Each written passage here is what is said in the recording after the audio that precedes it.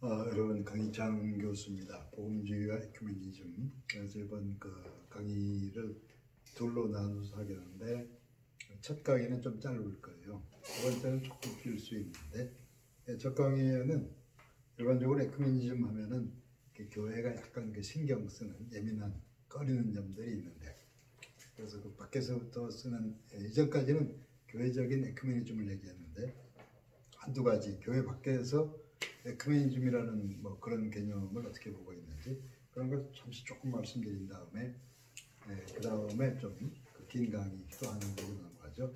자, 이번 강의는 거기에 에큐메닉스라고 된 자료, 간단한 자료를 좀 보세요.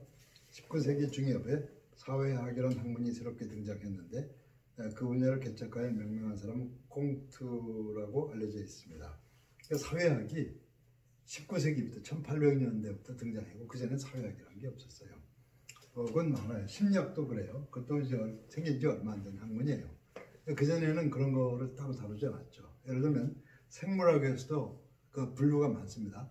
생물학에도 예를 들면 생리학이 있고 병리학도 있고 분류학도 있고 생태학도 있고 상당히 많은데 옛날에는 그냥 생물학科目가 다 포괄돼 있어요. 근데 이제 좀 문제들이 생기고 문제가 깊어지고 여러 가지 분야가 넓어지면서 분류하게 되죠. 사회학도 마찬가지예요.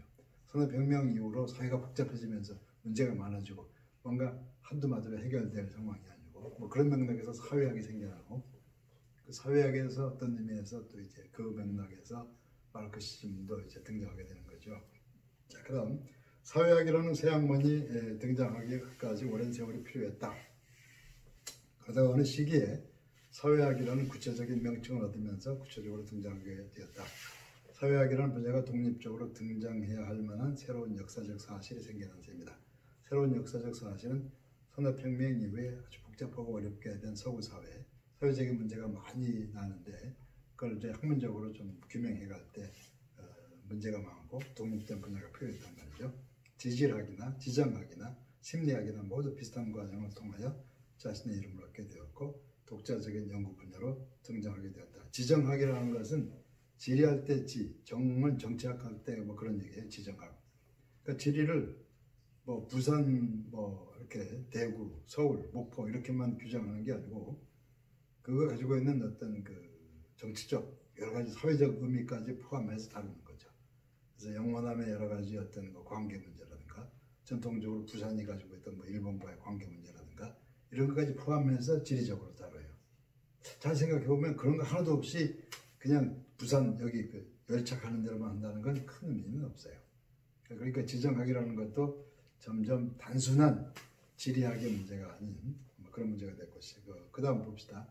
연구 분야가 심화되고 분화되면서 독자적인 학문 분야들이 등장하게 된 것이 서구의 모더니즘 시대로 판단된다. 그러니까 모더니즘 시대는 여러 분야에서 사회적으로 성장, 확장, 팽창 시대에 분야별로 뭔가 분석이 필요하고 뭔가 학문적인 연구가 필요하고 그러면서 등장했다고 볼 수가 있어요. 그 다음에 이전 시대와 연속선상에 있으면서도 새로운 길을 열어야 한다는 시대적 요청 그러면서 이제 분야가 되는데 자, 그 중요한 건 다음이에요.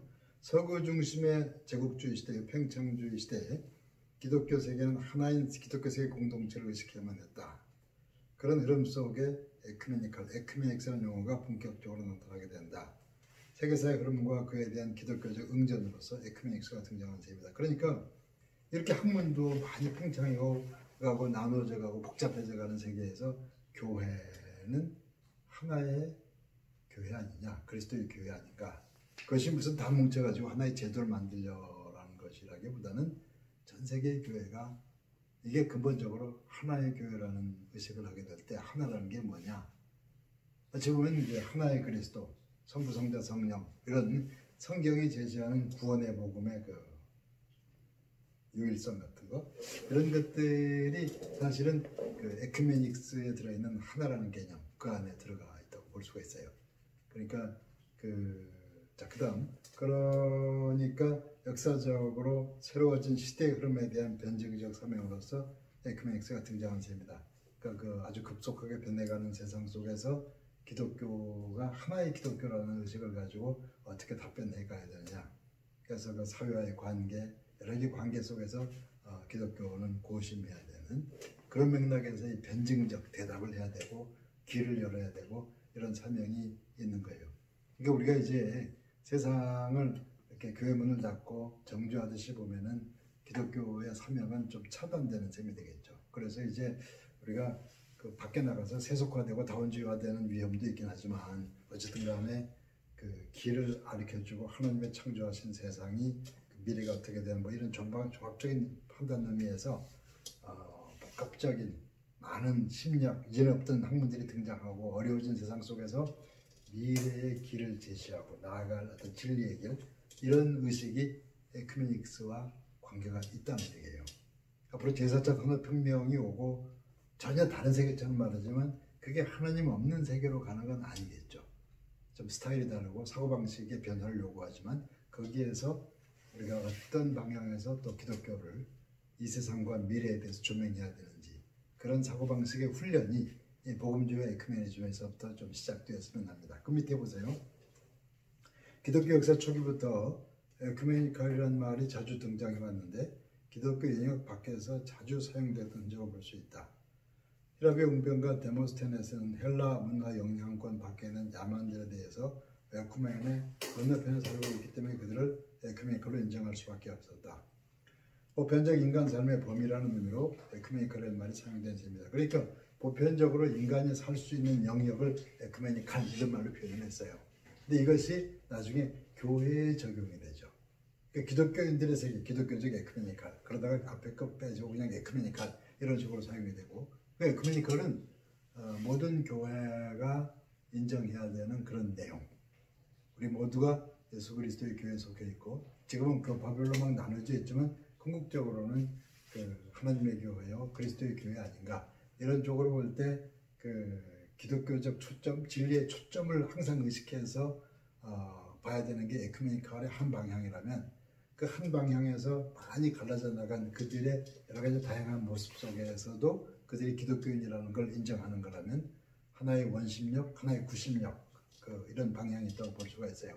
저는 지난 시간도 그렇지만은 그 기독교의 초점이 뭐냐, 우리가 초대교회부터 기독교라고 생각해 온 게 뭐냐 그런 것에서 에큐메니컬 내용을 많이 생각을 해왔고 그걸 이제 얘기하려고 했기 때문에 방향을 잃고 다원주의적 위협을 받는 세계에서는 그런 방향이 필요하다고 생각을 해요. 그것이 우리만의 얘기가 아니고 기독교가 만들어낸 얘기가 아니고 이미 이전부터 그런 언어가 사용되고 있었다는 점에 대해서 여러분들이 조금 사고의 틀을 넓히기를 원하기 때문에 짧은 시간이나마 첫 시간은 그걸로 하고 두 번째 시간은 다음에 또 하도록 하죠. 네, 감사합니다.